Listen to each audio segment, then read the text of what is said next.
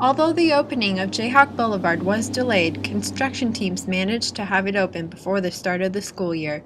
All that remains now are small landscaping projects like the construction of a new bench between Bailey and Strong Hall and the rebuilding of the KU information booth.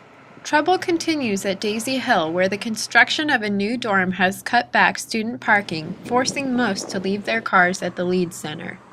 Gavin Young, Assistant Strategic Communications Director, says that future projects may bring some relief. By mid-September, there will be a new route for Ingle Road that goes around the construction site for the two new residence halls, which will create some new reroutes for the buses as well. The overall goal of that reroute for that project is actually to create an open space when the new dorms are constructed that'll be actually a quad, so an open green landscaped area between the new residence halls and the existing residence halls on Daisy Hill, where students will be able to move back and forth between the residence halls without a road cutting them off.